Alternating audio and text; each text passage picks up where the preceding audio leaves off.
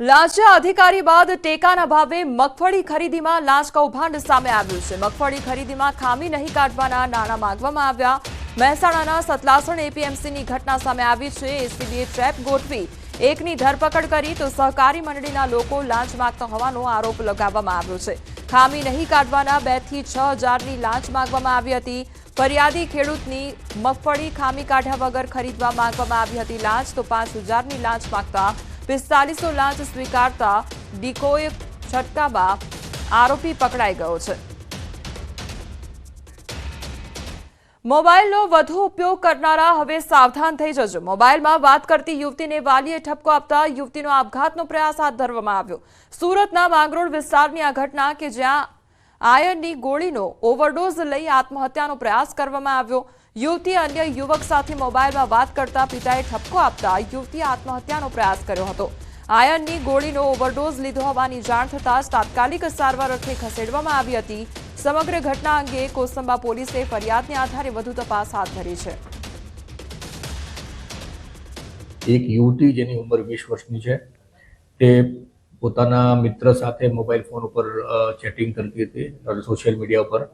એ વખતે એના પિતાજી એને જોઈ ગયેલા અને એના પિતાજીએ ઠપકો આપેલો, જેથી માઠું લાગી આવી જતા આ જે યુવતી છે એણે લગભગ 18 થી 20 જેટલી આયર્નની જે ગોળીઓ આવે છે એ ખાઈ લીધેલી।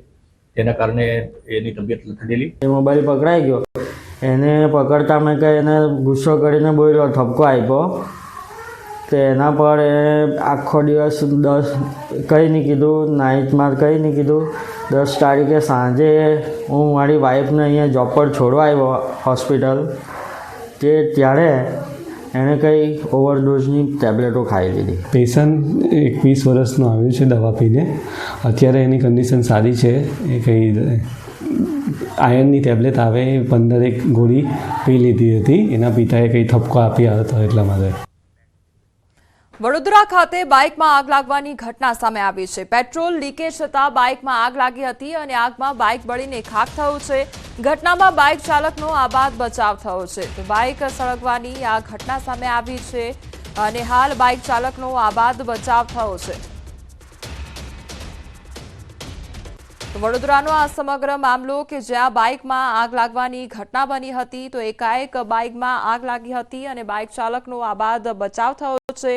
તો પ્રાથમિક માહિતી અનુસાર પેટ્રોલ લીક થયું હતું અને તેના કારણે આ આગ લાગવાની ઘટના બની હતી। આસપાસના જે લોકો હતા તે દોડી આવ્યા હતા અને આગ પર કાબુ મેળવાયો હતો અને બાઇક ચાલકનો જીવ બચાવી લેવાયો છે। આ તરફ વડોદરાના નવલખી મેદાન ખાતે વડોદરા મનપા, ગુજરાત ટુરિઝમ તેમજ જિલ્લા વહીવટીતંત્ર દ્વારા આંતરરાષ્ટ્રીય પતંગ મહોત્સવનું આયોજન કરવામાં આવ્યું, જેમાં અલગ અલગ દેશમાંથી પતંગબાજોએ ભાગ લીધો। વન નેશન વન ઇલેક્શન થીમવાળી પતંગ આકર્ષણનું કેન્દ્ર બની 11 જેટલા વિવિધ દેશમાંથી આવેલ પતંગબાજોએ પતંગ ચગાવી આકર્ષણ જમાવ્યું છે। વિદેશી પતંગો સાથેના કરતબો જોવા મોટી સંખ્યામાં લોકો ઉમટી પડ્યા હતા। કાગળનો ટુકડો ખૂબ જોરદાર જ્યારે હવાની લહેરકી આવે ત્યારે એક સામાન્ય કાગળનો ટુકડો થોડી ઘણી ઊંચાઈ પ્રાપ્ત કરે છે, પરંતુ થોડી જ વારમાં તે પાછું જમીન પર આવી જાય છે।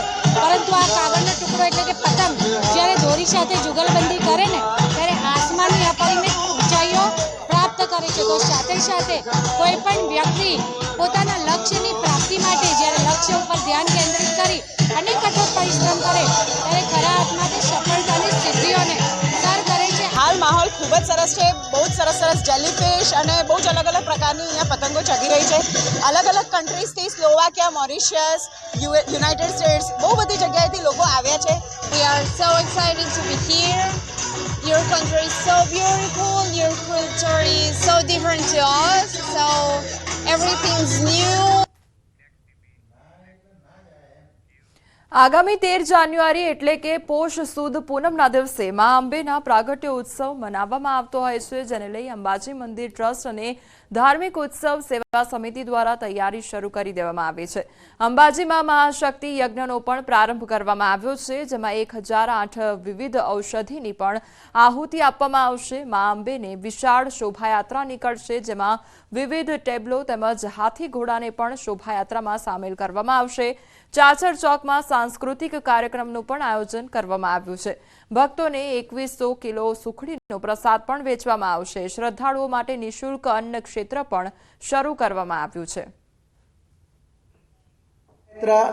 ધાર્મિક સેવા સમિતિ અંબાજીના સહયોગથી જે કાઢવામાં આવે છે, ખૂબ જ ભવ્ય શોભાયાત્રા 40, 45, 50 જેટલા ટેબ્લોઝ અંદર હશે.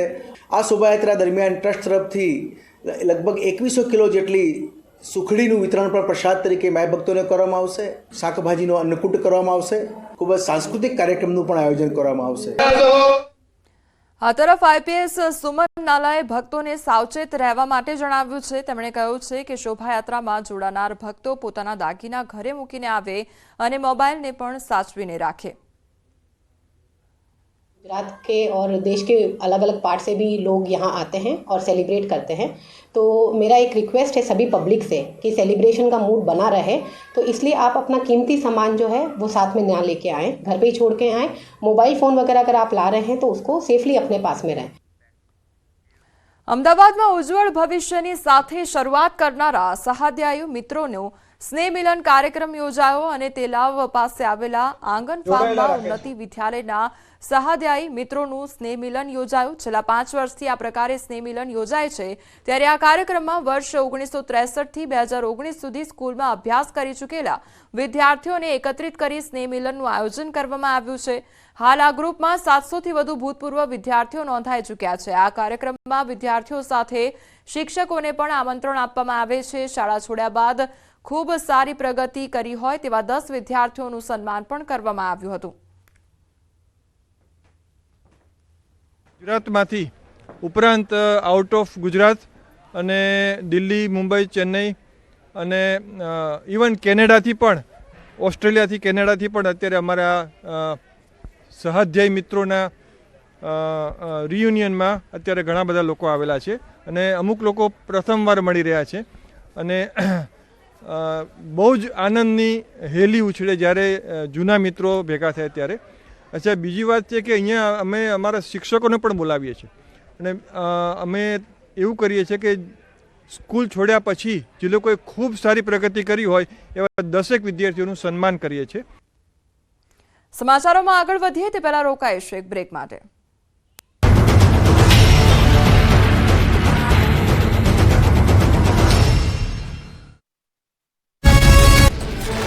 અમદાવાદના ડ્રાઇવિંગ રોડ પર પીજી હોસ્ટેલમાં ચોરી, 1.5 લાખના ફોનની ચોરી કરી મહિલા ફરાર. ચોરી કરવા આવેલી મહિલા સીસીટીવીમાં કેદ. પોલીસે સીસીટીવીના આધારે શરૂ કરી તપાસ. મોરબીના વાંકાનેરમાં ગુલશન પાર્ક સોસાયટીમાં તસ્કરો ત્રાટક્યા. બંધ મકાનમાં ઘૂસતા તસ્કરો સીસીટીવીમાં કેદ. મોરબી હળવદ ટંકારામાં પણ તસ્કરોના આતંકથી પોલીસ પેટ્રોલિંગ પર સવાલ. હરિયાણાના પંચકુલામાં નોકરે જ કરી ચોરી. નોકરે સભ્યોને નશીલો પદાર્થ ખવડાવીને ચોરીને આપ્યો અંજામ. નેપાળી નોકરે પોતાની ટોળકી સાથે મળી કિંમતી સામાન પર કર્યો હાથ સાફ. સીસીટીવીના આધારે નોકરને પકડવા કવાયત હાથ ધરાઈ. રાજસ્થાનના રાજસમંદમાં થોડા દિવસે જ્વેલર્સની દુકાનમાં ત્રાટક્યો ચોર. ગ્રાહક બનીને આવેલા શખ્સે 12 લાખના સોનાના ઘરેણાની ચોરીને આપ્યો અંજામ. દુકાનદારને વાતોમાં ઉલઝાવી શખ્સે ચાલાકીથી સોનાના ઘરેણા ભરેલી થેલી ખિસ્સામાં મૂકી. ઘટના સીસીટીવીમાં કેદ. રાજસ્થાનના ચિત્તોડગઢમાં ચોરોનો તરખાટ. ચોરોએ મંદિરને બનાવ્યું નિશાન. સર્વેશ્વર મહાદેવ અને લક્ષ્મીનારાયણ મંદિરમાં શખ્સે 76 સહિત 12 કિલોની અષ્ટધાતુની મૂર્તિની કરી ચોરી. ઘટનાના સીસીટીવી આવ્યા સામે. અમદાવાદના ગટરના પાણીથી તૈયાર થતા શાકભાજીનો વિડીયો